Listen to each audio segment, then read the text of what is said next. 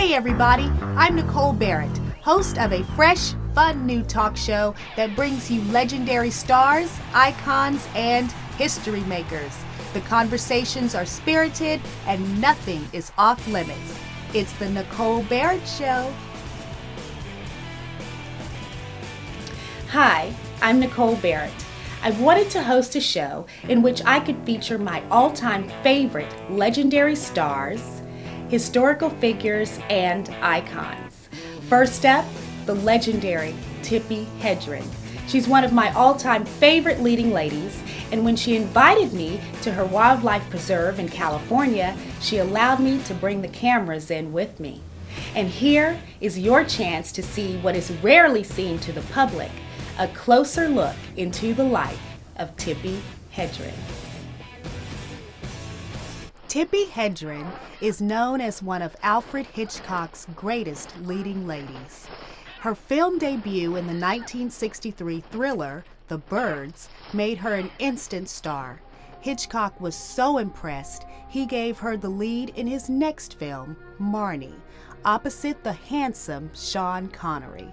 It was during the filming of Marnie that Hitchcock's inappropriate advances were too much for Tippi to endure. Once she refused him, her career as a leading lady was over. HBO recently told the story in the TV film The Girl, starring Sienna Miller as Tippi Hedren. Now it was my turn to hear from the leading lady in her own words.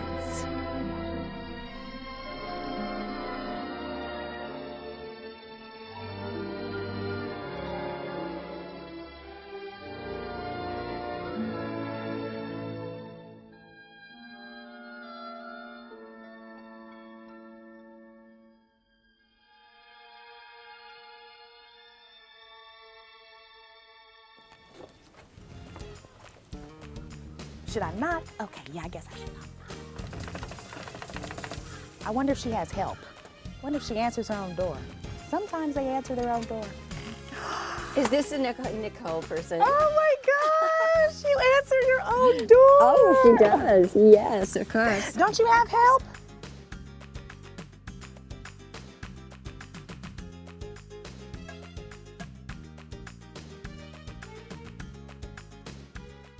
I have to say that seeing how you bounced back from all of that, the Hitchcockism, is what I like to call it, it makes me, it inspires me as an actress because I know that those challenges may await me. I may be faced with, some very difficult choices. And I really asked myself, I really had a moment when I was watching the film and you were standing there in his office and he made that, ridiculous request. I thought to myself, come on now, girl. And she really, we're talking about your whole career, and the fact that you were able to walk away, and that's not a choice that many actresses make. A lot of actresses would have, succumbed, for the sake of the career. So was it really that important to you to be an actress?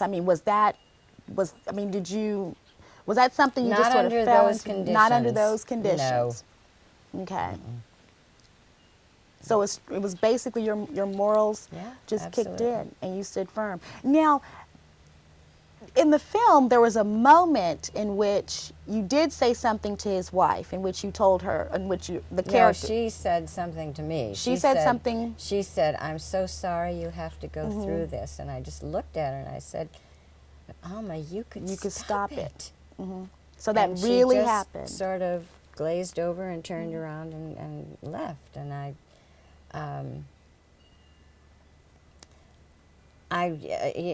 apparently the whole Hitchcock marriage was an enigma to everyone in Hollywood. Nobody really understood it. It sounds like it's very interesting to me because in the movie he says that he has some sexual problems.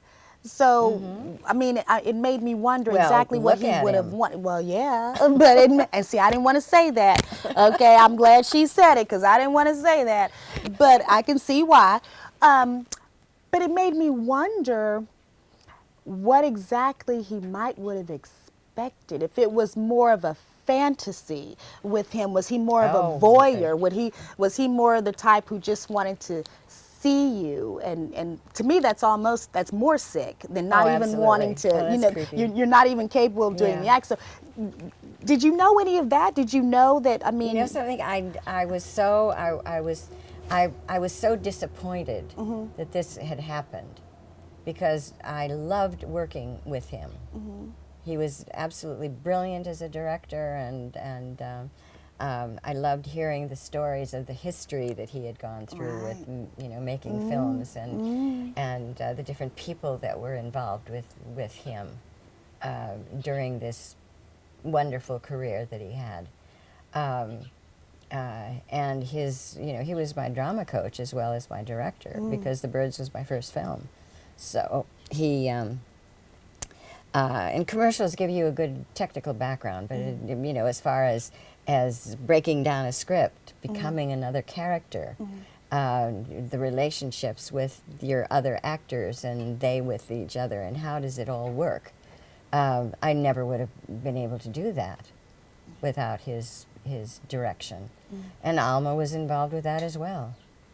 And now, what was her? I mean, other than wife, did she have any acting experience? Or no, she didn't. Just- But she was a superb editor. Oh, excellent. And that's how they met in Germany, when they were both working on the same films in Germany. And then they decided to get married, and yeah, whatever. But he depended very much on her. When he would have the scenes edited, he'd always have her look at it. But I have to tell you a very interesting story about Jessica Tandy.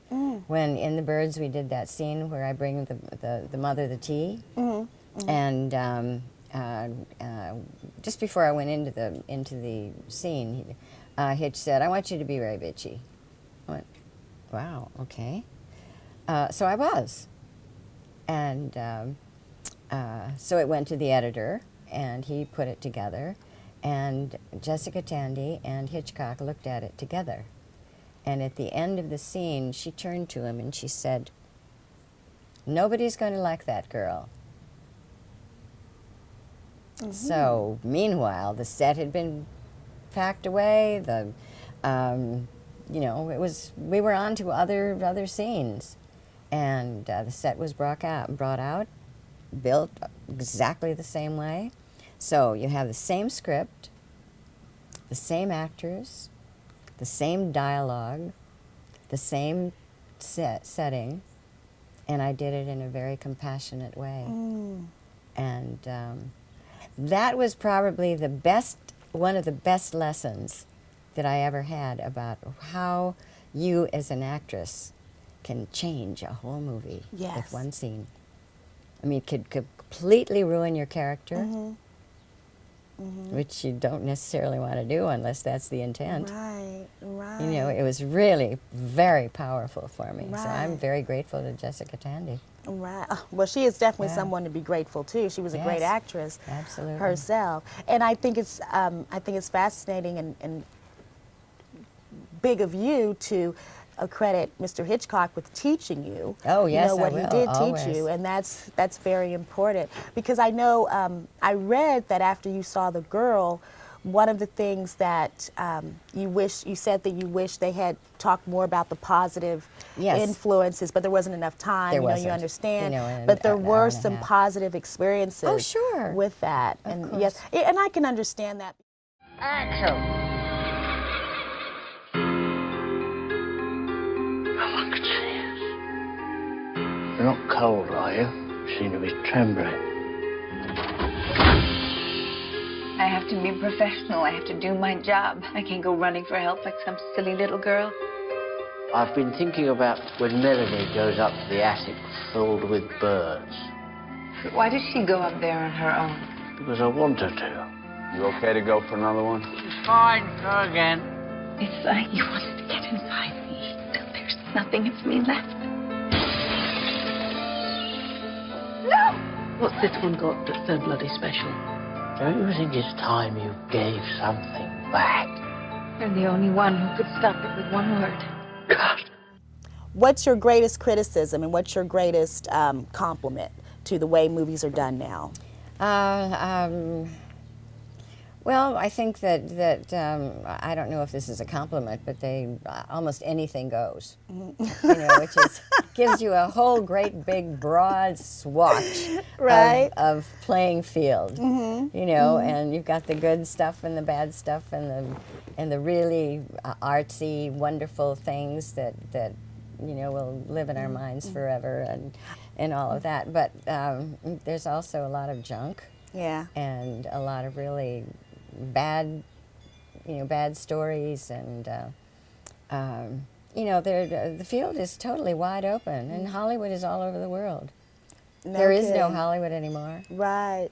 You know, when the studio system was in gear, the contract players had everything. They had the acting lessons, the dancing lessons, singing, the wardrobes, the makeup, and you were there every day working at the studio, and they would put you in one film after the other to build your career.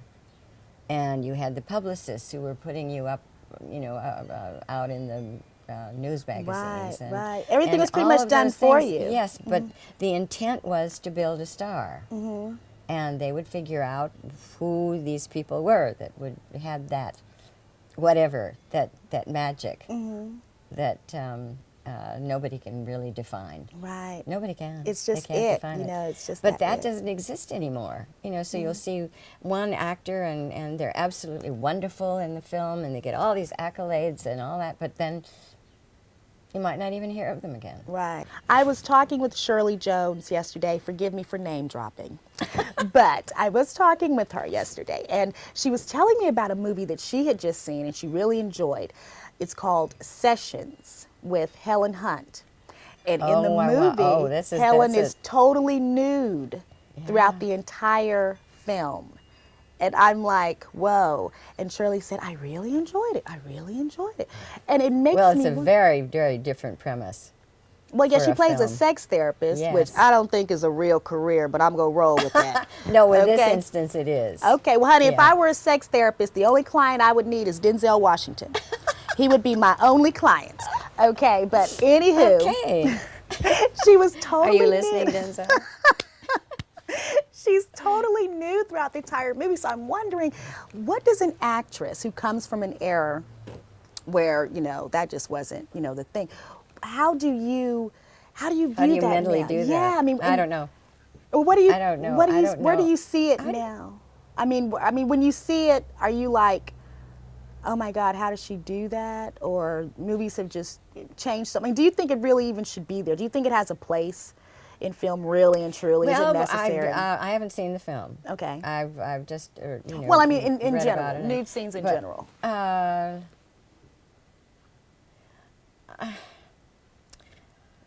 Well, in that case, I think it is fitting because of the work that she was doing with these quadriplegics, paraplegics, whatever. Did you see the film? I haven't seen it yet, no, Yeah. but Shirley was telling me all about it. And yes, Yes. that is the case. There's Yeah, that is the her case. So patient is It is, quadriplegic Yeah, so and wanted to have sex before and he what died. they're, you know, what that situation, I think, I don't know. I'd have to see the film before but just hearing about it, fine. Yeah. I mean, Yeah, if it's true to the part. Because that is something that I have struggled with as an actress myself. And people look at me and tell me, oh my gosh, with a body like yours, you know, of course, you know, you wouldn't have any problem. But it's not It's that not simple. that. No, it Yes, isn't. it's not about No, it having a isn't. beautiful body and wanting Yeah. the world to see it. It's having the world to see it. You know, I mean, well, I think you it makes know. a difference if it's important to move the story along. Yes. But just, you know, nudity is a, you know, gratuity.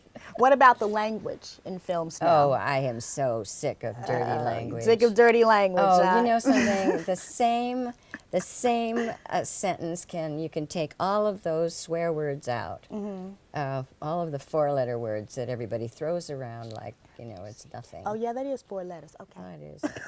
A lot of them. Anyway, all of those can be taken out, and it's your acting. It isn't You know, the words, of course, are important, Right. but it isn't. It doesn't have to be disgusting. I did a film, and every other word was not for me, but for the rest of the film. And I said, you know, you're going to be sorry that you're doing this. And they said, yeah, but this is the way these people talk. I said, it doesn't matter. People aren't going to want to listen to this for the entire film. And I was right. The film didn't go anywhere. And it was just because of that. Just because of that. I have to admit, you know, even being young, maybe I'm becoming a prude as I hit 35. But I noticed that too. And in some films, I'm just like, whoa, from the very first scene, you know, it's like F, F, F, F, F, you know, Yeah, and I even know, I'm like, wow, is that really necessary? But that is how real people talk sometimes. But you know some, what? Some I characters, don't care. right? I don't care about that, how they really talk. You don't have to do that kind of. It gets boring. It gets boring. It gets boring, and it doesn't move the picture along. It is just. It becomes irritating to hear that.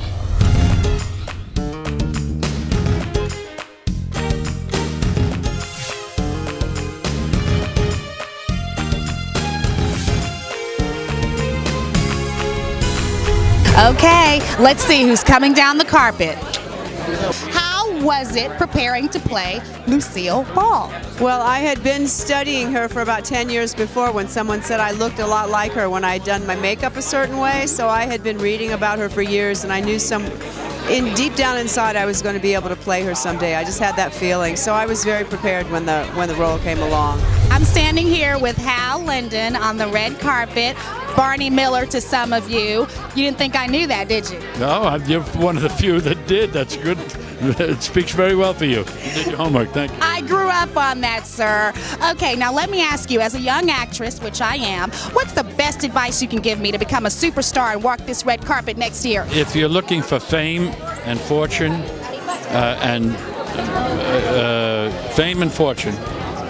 money and notoriety, do something else. Right. The odds are long and mostly against you. However, if you want to act, if you think you could get through the rest of your life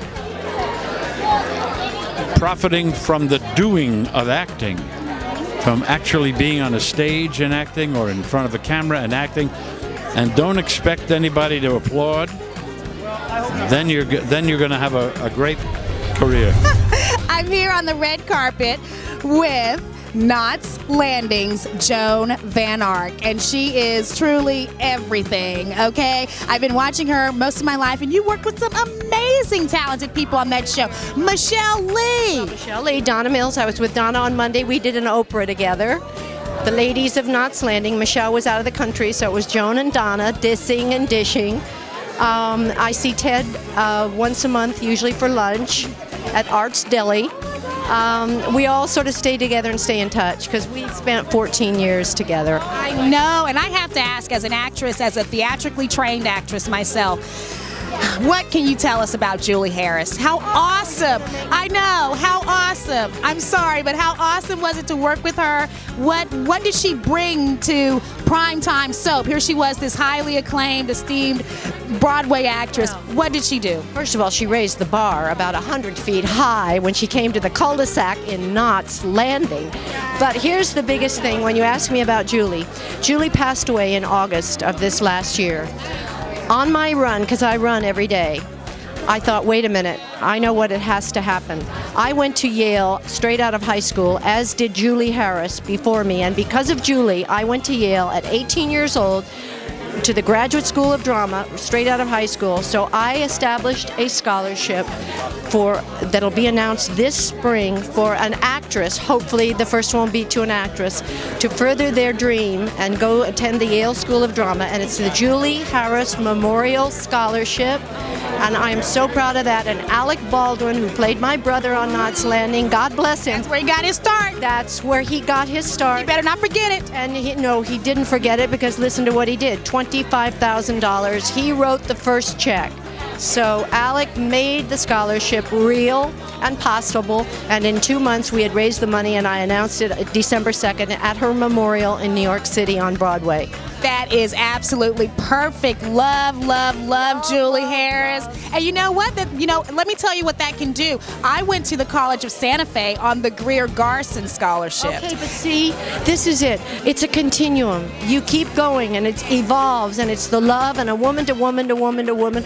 I just say actress because she was the first one at 18. I was the second, and let's hope there are other young women who get that chance to be specific about their acting training so they can go out like Lupita and win an Oscar. I predict that one. I love J-Law, but it's Lupita's year. Let me ask you just one question. What is your fondest memory of Jean Cooper? I miss her so much. In April, it's my 32nd anniversary, and on the show, on Young and the Restless, I've been with her all these years, and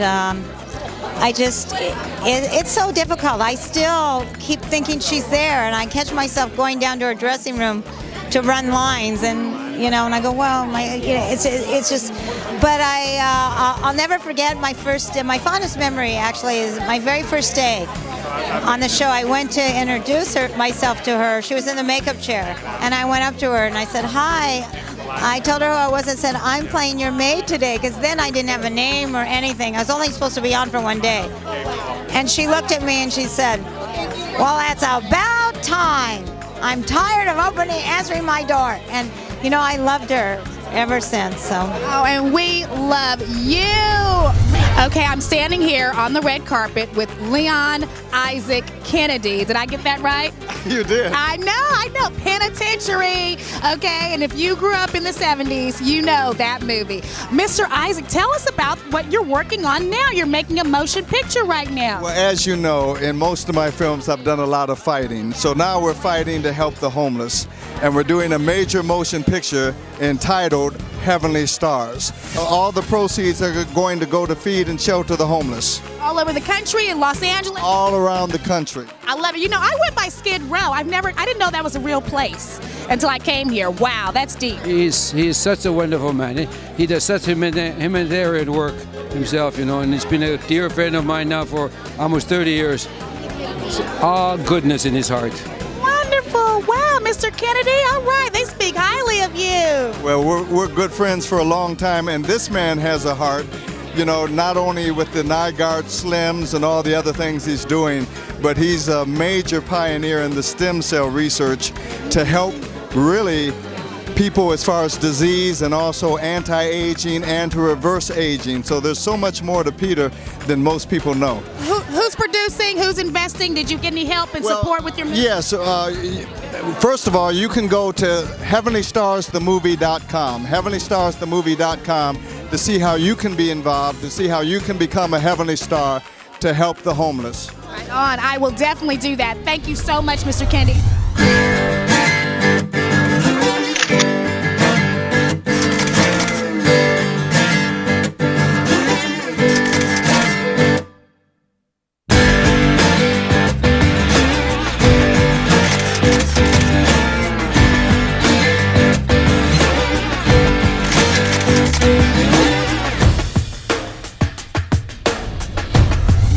Thanks for joining me. Over the next few weeks, we will be trying some new ideas and, as always, bringing you legendary stars. Please visit my website, www.NicoleBarrettOfficial.com. Find me on Facebook at The Nicole Barrett Show and on Twitter at Ms. Nicole Barrett. And I'll tell you what, why don't you send me a note on who you would like to see on The Nicole Barrett Show? Can I find your favorite legendary star? You'll just have to stay tuned, because you never know who I'm going to meet next. See you next time. Tune in next week for more of my exciting interview with Tippi Hedren. Tippi will take me on an exclusive tour of Shambhala, her wildlife preserve, and I will come face to face with her lions and tigers. Also, Tippi will tell me more about what it was really like working with Alfred Hitchcock. What did she have to endure and the advances that he made towards her? Oh, and of course we talk about the leading men in Tippi Hedren's life. There's always more on the Nicole Barrett Show.